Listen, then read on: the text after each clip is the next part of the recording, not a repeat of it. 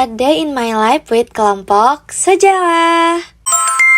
Halo guys, hari ini kita mau pergi ke salah satu museum yang ada di tengah-tengah kota. Bang Celsiada si paling sabar, Danisa yang nangis setiap saat, Adit si bos kuota, Raya si paling so sibuk, Rizno yang selalu dibully, dan si lucu Siti Daida. Jadi kita mau kemana? Yap, kita mau ke Museum Konferensi Asia Afrika. Tada! Tapi sebelum itu, karena belum jadwalnya buat masuk, jadi kita mutusin buat beli cemilan dulu. Karena kita datang sebelum waktunya, dan kita datang lebih cepat dari apa yang kita perkirakan. Makanya kita bisa ngisi perut dulu dengan nyemil-nyemil sedikit.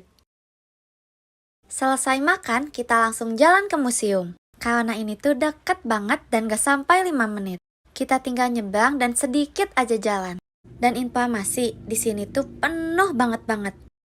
Oke, kita langsung aja ya. 3, 2, 1.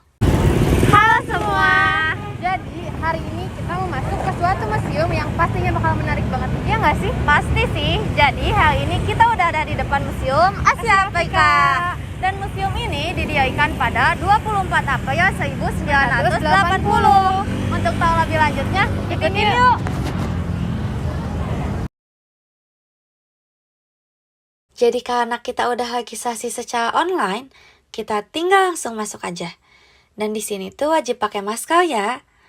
Setelah itu kita verifikasi dan bisa langsung masuk. Halo guys, jadi hari ini kita udah sampai di dalam museumnya. Jadi di sini tuh kondisinya gak memungkinkan dan penuh banget. Jadi kita bakalan jalan-jalan dulu aja untuk melihat sekelilingnya. Jadi kita bakal keliling-keliling. Pada saat masuk, kita bakal langsung lihat bagaimana keadaan pada saat konferensi Asia Afrika. Dan juga ada barang-barang peninggalannya. Seperti nama museum ini, yaitu Museum Asia Afrika, di belakang ini merupakan gambaran ketika diselenggarakannya konferensi Asia Afrika yang diikuti oleh 24 negara yang pertama kali diselenggarakan pada tanggal 18 April 1955. Dan gak jauh dari tempat yang tadi, kita bisa lihat tanda tangan para ketua delegasi.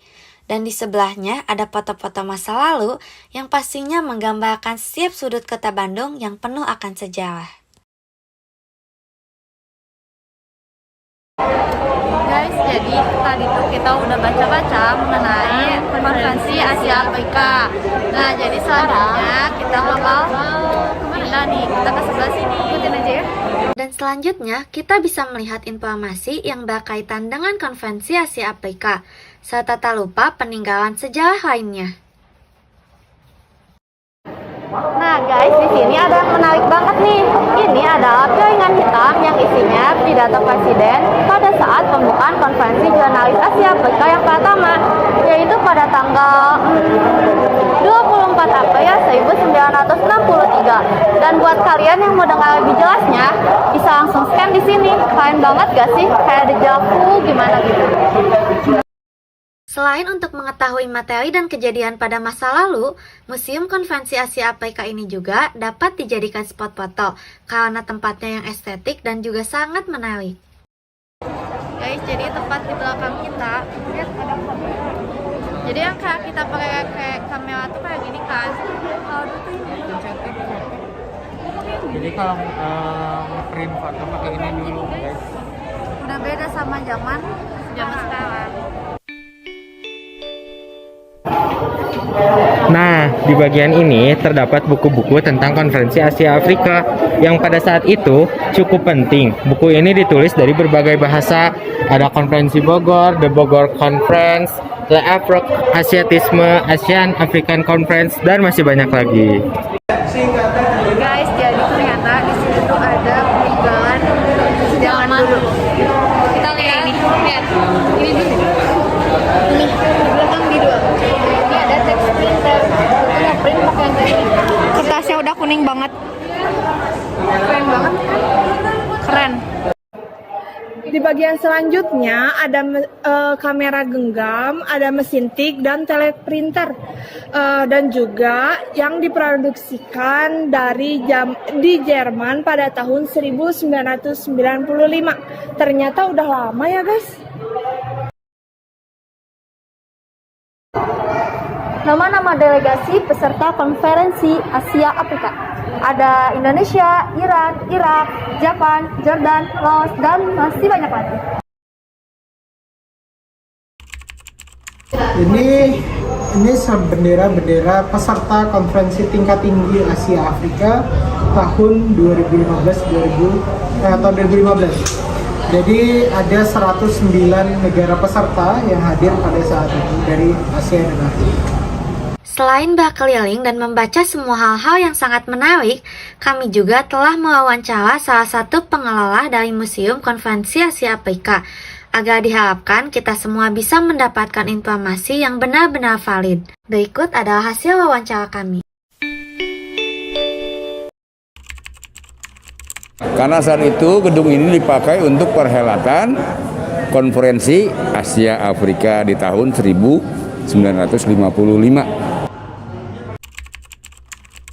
Benda terpenting. Nah, kita punya koleksi benda-benda 3 dimensinya yang dipakai saat itu, ya.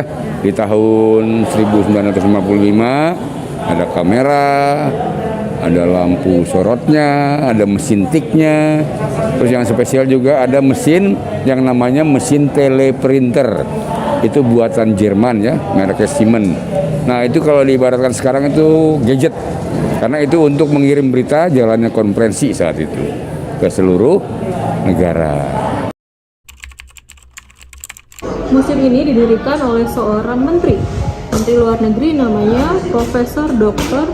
Mukhtar Kusumatmaja. Cuman kalau yang meresmikannya itu namanya Presiden Soeharto.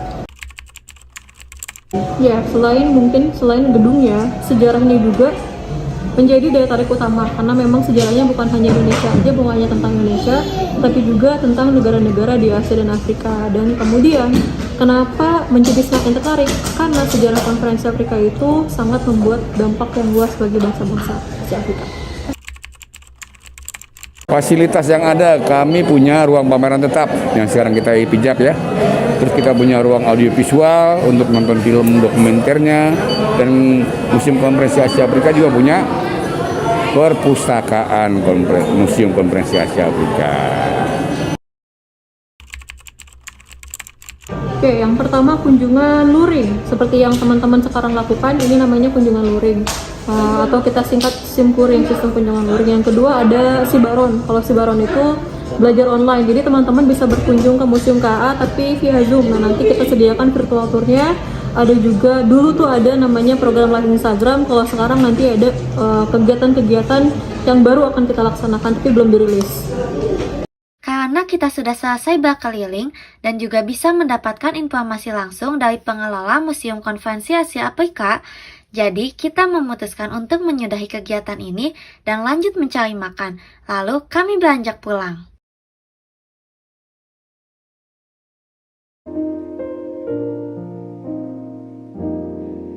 Dan Bandung bagiku bukan cuma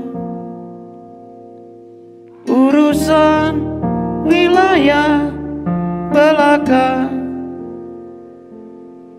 lebih jauh dari itu melibatkan perasaan